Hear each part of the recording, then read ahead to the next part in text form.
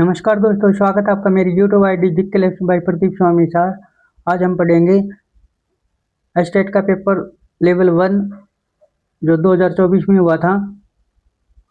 इसके ईवीएस के क्वेश्चन पढ़ेंगे।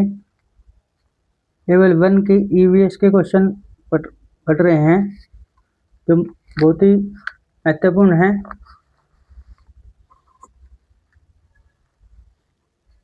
ये है स्टेट 2024 लेवल 1। इसके हम ईवीएस के क्वेश्चन पढ़ेंगे। पर्यावरण के क्वेश्चन पढ़ रहे हैं। तो क्वेश्चन नंबर 1 है, सीखने की प्रक्रिया में स्टेक होल्डिंग का क्या अर्थ है? सीखने की प्रक्रिया में स्टेक होल्डिंग का क्या अर्थ है? तो इसका अर्थ है बच्चों को उन कार्यों में सहायता देना जो वे स्वतंत्र रूप से नहीं कर सकते। बच्चों को क्या है?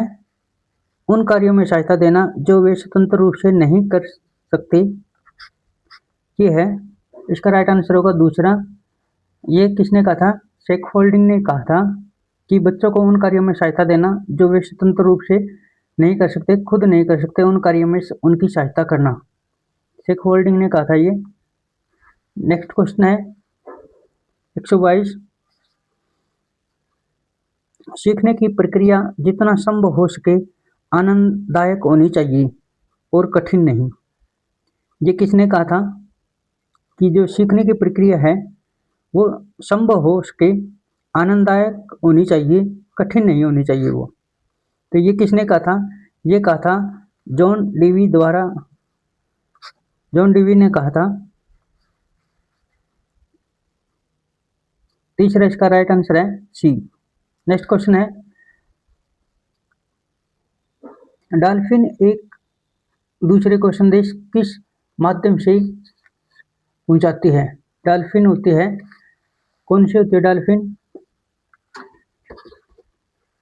मछली का नाम है डॉल्फिन। क्वेश्चन नंबर कर रहे हैं हम 123, डॉल्फिन एक दूसरे को संदेश किस माध्यम से देती है? तो ये देती है ध्वनि के माध्यम से। ए इसका राइट आंसर होगा ध्वनि के माध्यम से जो डॉल्फिन है एक दूसरे को संदेश पहुंचाती है। जबकि मधुमक्खी जो क्या है, एक दूसरे को संदेश कैसे पहुंचाती है? वो अब ध्वनि करके पहुंचाती है एक दूसरे को संदेश, नाच के। ये भी आया था क्वेश्चन। नेक्स्ट क्वेश्चन है क्वेश्चन नंबर 124, केचुए के बारे में क्या सत्य नहीं है? केचुआ जो है खाद बनाने का कार्य करता है, इसके बारे में कौन सा कथन सत्य नहीं है? तो ये मृदा में पोषक तत्व घटाते नहीं है, ये बढ़ाते हैं। तो इसमें सत्य नहीं है ये पूछा है, तो ये पहला ही जो है ये इसका राइट आंसर होगा, सत्य नहीं है। ये मृदा में पोषक तत्व घटाते नहीं जबकि बढ़ाते हैं। केचुए का मुख्य कार्य होता है खाद का निर्माण करना और ये पोषक तत्व को बढ़ा देते हैं मिट्टी के। ये जो तीनों हैं ये इसके राइट है, लेकिन ये जो है पहला ये इसका क्या है, केचुए के बारे में गलत है और इसमें क्वेश्चन में गलत ही पूछा गया है कि गलत कौन सा है। ये मृदा को नरम करने में सहायता करते हैं, ये बिल्कुल सही है। ये मृत पत्तियों वह पौधे खाते हैं, ठीक है। इनके मल से मृदा उर्वरक बनती है, ये भी ठीक है। ये तीनों बिल्कुल राइट है, लेकिन ये सही नहीं है पहला। और इसमें यही पूछा है कि कौन सा कथन सत्य नहीं है, तो इसका राइट आंसर होगा ए। नेक्स्ट क्वेश्चन है 125, पेट्रोलियम को उसके विभिन्न घटकों में अलग करने की प्रक्रिया को क्या कहते हैं? तो ये कहते हैं आसवन विधि के द्वारा अलग किया जाता है। डी इसका राइट आंसर होगा आसवन विधि के द्वारा पेट्रोलियम को उसके विभिन्न घटकों में अलग करने की प्रक्रिया को कहा जाता है आसवन विधि। आसवन विधि के द्वारा पेट्रोलियम को अलग किया जाता है उसके जो विभिन्न घटक होते हैं, जैसे मिट्टी का तेल हो गया, ये जो बनते हैं ये अलग किए जाते हैं किस पेट्रोलियम से, आसवन विधि के द्वारा। नेक्स्ट क्वेश्चन है क्वेश्चन नंबर 126, निम्नलिखित में से कौन सा मीडिया संसाधन ईवीएस शिक्षा के प्रभावी माना जा सकता है? तो ये माना जा सकता है नेशनल ज्योग्राफी चैनल। सी इसका राइट आंसर होगा नेशनल ज्योग्राफी चैनल, जो जिसपे क्या है सारी चीज़ों की जानकारी दी जाती है, पशुओं के बारे में दिखाया जाता है। तो ये जो हर प्रकार के संसाधनों के बारे में जानकारी दी जाती है, तो इसमें सबसे ज़्यादा महत्वपूर्ण है नेशनल ज्योग्राफी चैनल। ये है इसका राइट आंसर सी।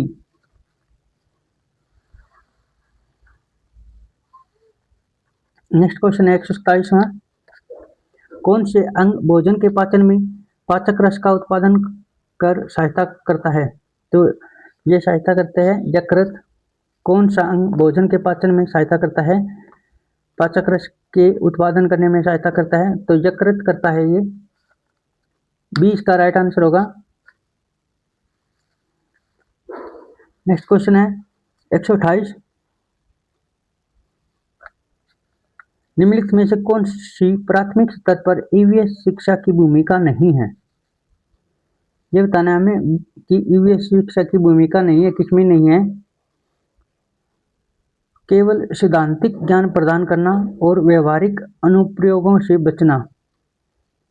सी इसका राइट आंसर होगा केवल सैद्धांतिक ज्ञान प्रदान करना और व्यवहारिक अनुप्रयोगों का से बचना, ये इसका राइट आंसर है। निम्नलिखित में से कौन सी प्राथमिक स्तर पर ईवीएस शिक्षा की भूमिका नहीं है? इसमें हमें गलत उत्तर बताना है कि नहीं है। तो ये जो तीसरा है ये नहीं है, बाकी जो ये तीनों हैं ये सही है। इसके बच्चों को अपने आसपास के पर्यावरण से जुड़ने में सहायता प्रदान करता है, बच्चों को अपने पर्यावरण के समग्र समझ विकसित करने में सहायता प्रदान करता है। ईवीएस बच्चों की कक्षा के पाठों को उनके वास्तविक जीवन के अनुप्रयोगों से जोड़ने में सहायता करता है, ये भी सही है। लेकिन इसमें जो गलत पूछा है तो ये तीसरा इसका राइट आंसर होगा सी। क्वेश्चन नंबर है 129, निम्नलिखित में से कौन सी एक खरीफ फसल है? तो खरीफ फसल है, खरीफ फसल का बताना हमें चना। सी इसका राइट आंसर होगा चना। गेहूं, चावल, सरसों ये क्या है? ये रबी की फसल है। कौन सी फसल है ये? रबी की फसल है, गेहूं, चावल, सरसों। इस प्रकार याद रखोगे आप रबी की फसल। रबी, रबी में क्या है? रब, रब ने हमें क्या दी है? गेहूं। रब ने हमें क्या दी है? गेहूं। तो ये गेहूं, चावल, सरसों ये क्या हुई? रबी की फसल। चना क्या है? खरीफ की फसल।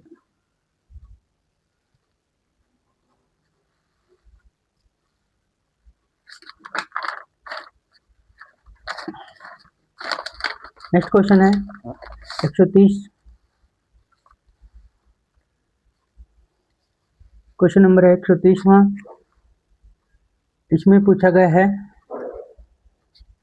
संयुक्त राष्ट्र पर्यावरण कार्यक्रम यूएनईपी ने किस वर्ष के स्तर पर अपनी समझौते में क्लोरोफ्लोरोकार्बन के उत्पादन को स्थिर करने का निर्णय लिया? तो ये लिया था 1986 में। सी इसका राइट आंसर होगा। संयुक्त राष्ट्र पर्यावरण कार्यक्रम यूएनईपी ने किस वर्ष के स्तर पर अपने समझौते में क्लोरोफ्लोरोकार्बन के उत्पादन को शिथिल करने का निर्णय लिया? मतलब क्लोरोफ्लोरोकार्बन है उसको एक ही जगह रखने, जैसे शिथिल वो क्लोरोफ्लोरोकार्बन है वो ज़्यादा ना बढ़े, इसका निर्णय लिया था यूएनईपी ने 1986 में। सी इसका राइट आंसर है। नेक्स्ट क्वेश्चन है 131, खाद्य श्रृंखला के किस स्तर पर आमतौर पर छोटे मांसाहारी होते हैं? तो ये होते हैं छोटे मांसाहारी तृतीय स्तर पर। सी इसका राइट आंसर है। तृतीय पोषक स्तर पर जो होते हैं वो क्या होते हैं, छोटे मांसाहारी होते हैं। जैसे खाद्य श्रृंखला में पूछ रहे हैं सूर्य से क्या बनती है, घास एनर्जी कहाँ से लेता है, सूर्य से। और घास को कौन खा जाते हैं, बकरी को शेर। इस प्रकार ये श्रृंखला बनेगी। नेक्स्ट है 132, निम्नलिखित में से कौन सी ईवीएस कक्षाओं की अनुशासित विशेषता नहीं है। विशेषता नहीं बतानी है इसमें, तो प्रत्यक्ष जानकारी और परिभाषाओं पर जोर। बी इसका राइट आंसर होगा, प्रत्यक्ष जानकारी और परिभाषाओं पर जोर। नहीं वाले जो क्वेश्चन है वो सबसे ज़्यादा आते हैं, तो ये ध्यान रखना। इसमें नहीं वाला बताना है, 3 इसके सही राइट आंसर होते हैं और एक इसमें गलत दिया होता है, वही बताना है हमें। तो इसमें जो गलत दिया हुआ है ये है दूसरा, प्रत्यक्ष जानकारी और परिभाषाओं पर जोर देते हैं। ईवीएस कक्षाओं के अनुशासित विशेषता नहीं है, ये क्वेश्चन। इसका जो राइट आंसर होगा दूसरा।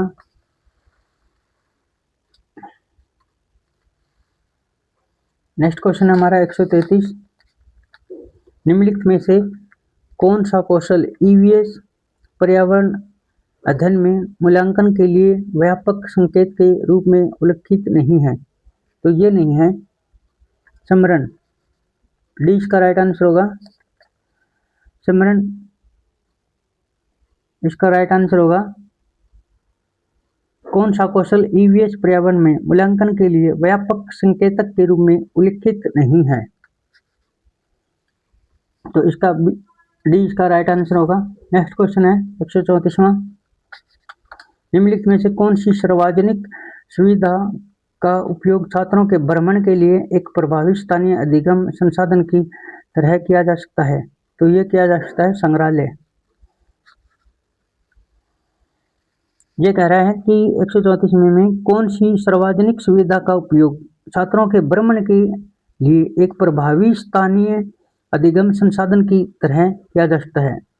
मतलब हम बच्चों को क्लास में मतलब ऐसी जगह लेके जाएं, स्कूल में एक ऐसी जगह बना रखी हो जिसे क्या है संग्रहालय कहते हैं, वहाँ पे लेके जाएं तो उसमें बहुत सारी बच्चों को जानकारी मिलती है कि इसमें पहले क्या था, किस किस चीज़ से हमें एनर्जी मिलती है।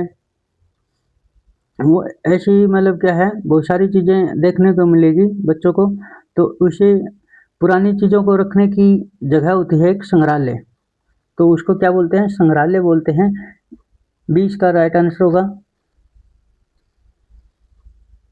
कौन सी सार्वजनिक सुविधा का उपयोग छात्रों के भ्रमण के लिए एक प्रभावी स्थानीय अधिगम संसाधन की तरह किया जा सकता है, तो ये किया जा सकता है संग्रहालय। नेक्स्ट क्वेश्चन है 135वां,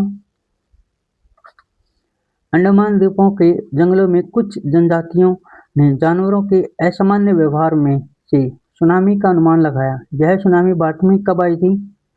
ये आई थी, सुनामी आई थी 2 दिसंबर 2004 में। दिसंबर 2004 में सुनामी आई थी, जिससे सुनामी किसे कहते हैं कि बहुत ज़्यादा समुद्र में लहर उठना, इतनी ज़्यादा लहरें उठी थी कि मतलब क्या है जो नज़दीक के जो गांव बसे हुए थे वो पूरी तरह से तबाह हो गए थे। तो उसे क्या नाम दिया गया था, सुनामी। सुनामी आई थी दिसंबर 2004 में। अंडमान द्वीपों के जंगलों में कुछ जनजातियों ने जानवरों के असामान्य व्यवहार से सुनामी का अनुमान लगाया। यह सुनामी भारत में कब आई थी? दिसंबर 2004 में। मतलब क्या है कि जो अंडमान द्वीप समूह है वहाँ पे जो जंगली जानवर रहते हैं उन्होंने कुछ असामान्य व्यवहार करना शुरू कर दिया था, जिससे उन्हें अनुमान लग गया था कि कुछ ना कुछ मतलब क्या है दुर्घटना होने वाली है बहुत तगड़ी। तो तब ये क्या आई थी, सुनामी आई थी दिसंबर 2004 में, तब अनुमान लगाया था जंगली जानवरों ने। नेक्स्ट क्वेश्चन है इसका,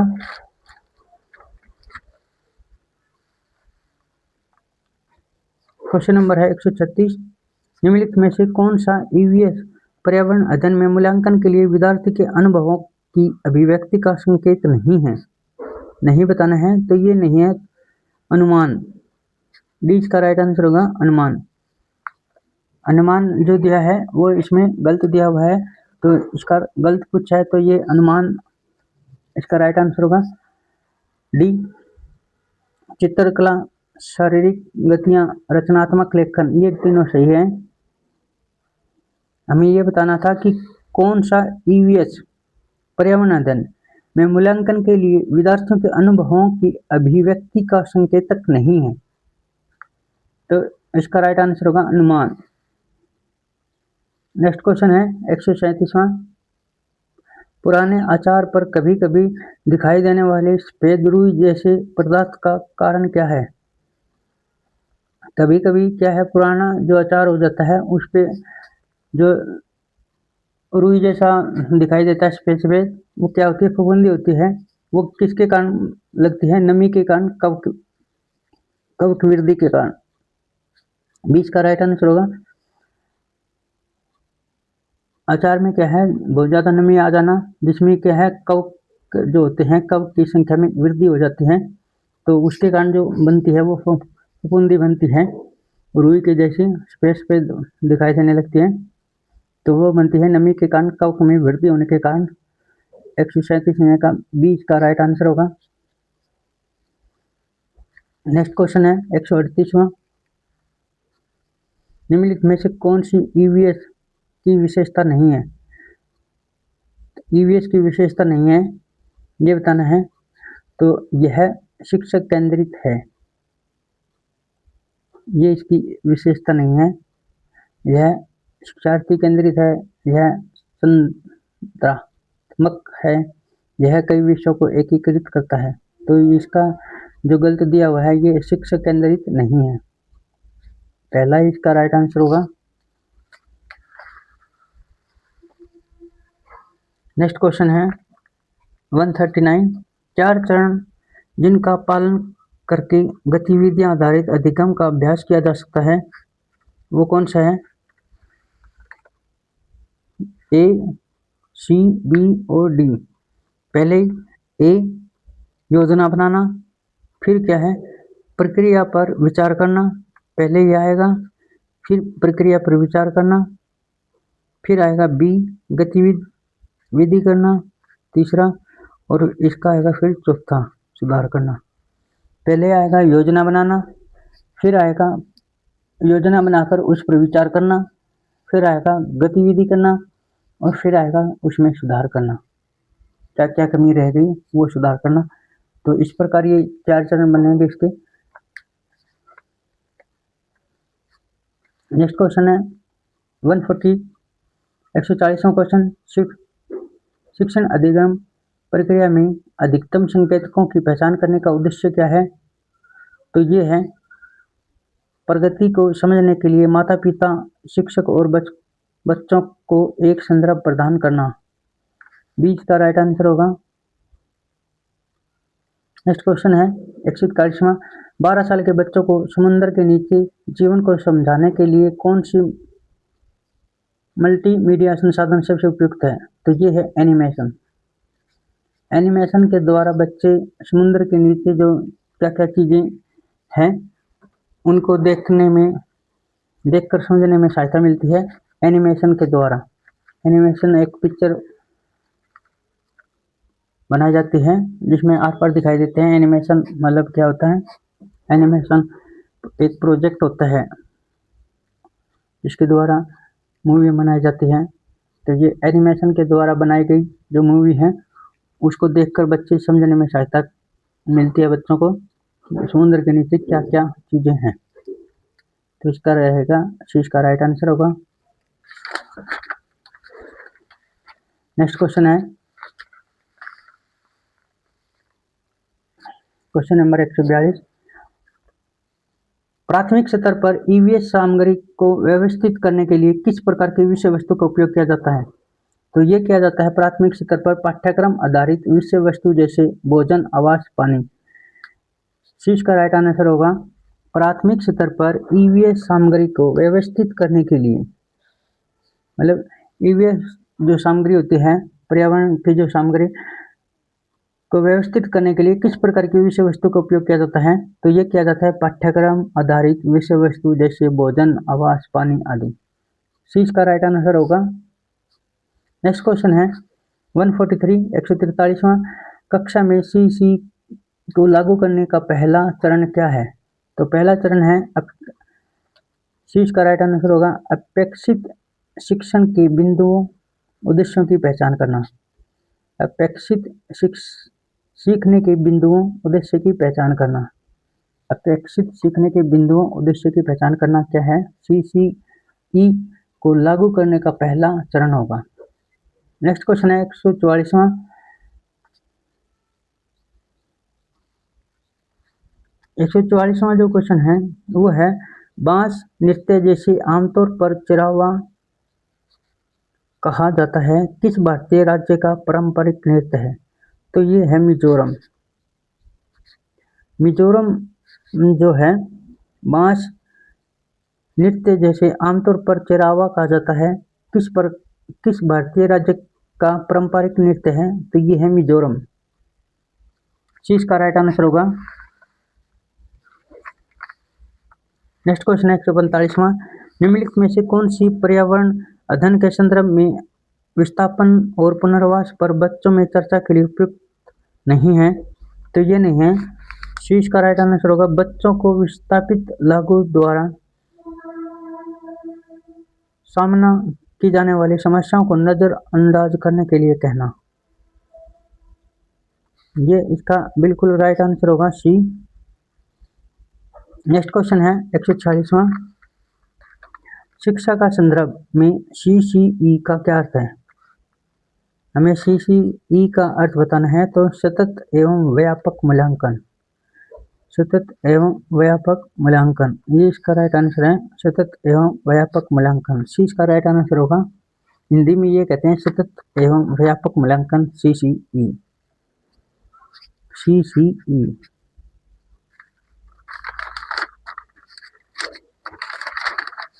नेक्स्ट क्वेश्चन है देश की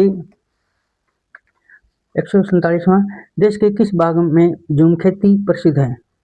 झूम खेती कहाँ की जाती है? तो उत्तर पूर्वी भाग में झूम खेती की जाती है। हरियाणा के, भारत के उत्तर पूर्वी में झूम खेती की जाती है। उत्तर पूर्वी भाग में झूम खेती की जाती है। ये उत्तर पूर्वी भाग है, जैसे उत्तर दक्षिण पूर्व पश्चिम। तो उत्तर पूर्वी भाग हुआ ये, जहाँ पे असम मेघालय है, वो क्या हुआ उत्तर पूर्वी भाग, वहाँ पे झूम खेती की जाती है। नेक्स्ट क्वेश्चन है 148वां, वन अधिकार अधिनियम 2006 के अनुसार वन की रक्षा के लिए जिम्मेदार वन अधिकार समिति का गठन किसके द्वारा किया जाता है? तो ये किया जाता है ग्राम सभा के द्वारा। ग्राम सभा के द्वारा किया जाता है। वन अधिकार अधिनियम 2006 की अनुसार वन की रक्षा के लिए जिम्मेदार वन अधिकार समिति का गठन किसके द्वारा किया जाता है? तो ये किया जाता है ग्राम सभा के द्वारा। डी इसका राइट आंसर होगा। नेक्स्ट क्वेश्चन है 149वां, किस प्रकार की सिंचाई प्रणाली विधि घास के मैदान, कॉफी बागान आदि के लिए अधिक उपयोगी होती है, जहां भूमि असमान होती है और पर्याप्त पानी उपलब्ध नहीं होता? मतलब जहाँ पे ज़्यादा पानी नहीं होता, पर्याप्त पानी नहीं होता, वहाँ पे कौन सी विधि सबसे महत्वपूर्ण है? मतलब सबसे ज़्यादा जिसमें ऐसी विधि सिंचाई भी हो जाए और मतलब क्या है कम पानी लगे, तो वो कौन सी है? ट्रिप सिंचाई है। सी इसका राइट आंसर होगा ट्रिप सिंचाई। ट्रिप सिंचाई में क्या होते हैं, जहाँ पे पौधा होता है वहीं पे क्या है पाइप के द्वारा पानी दिया जाता है। वहाँ जैसे यहाँ पे इस लाइन में पौधे हैं यहाँ पे, तो जहाँ यहाँ ऐसे करके मतलब क्या है जहाँ जहाँ पौधे होते हैं वहाँ वहीं पानी दिया जाता है बस, ट्रिप सिंचाई की विधि के द्वारा। ये सबसे मैं है। नेक्स्ट क्वेश्चन है 150वां, किस इतालवी मधुमक्खी प्रजाति को शहद की पैदावार बढ़ाने के लिए पुनर्स्थापित किया गया है और यह आमतौर पर वाणिज्यिक शहद उत्पादन के लिए उपयोग की जाती है। तो ये है एपी मेलिफेरा।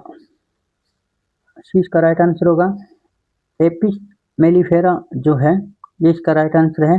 किस इतावली मधुमक्खी प्रजाति को शहद की पैदावार बढ़ाने के लिए पुनर्स्थापित किया गया है और यह आमतौर पर वाणिज्यिक शहद उत्पादन के लिए उपयोग की जाती है। तो यह है एपी मेलिफेरा। इसका राइट आंसर होगा। ये हमने ईवीएस के किए क्वेश्चन 2024 का जो लेवल 1 का पेपर हुआ था स्टेट का, उसके ईवीएस के क्वेश्चन हमने हल किए सारे। तो आपको ये वीडियो कैसी लगी जरूर कमेंट करके बताना दोस्तों। जय हिंद, जय भारत, जय गौ माता।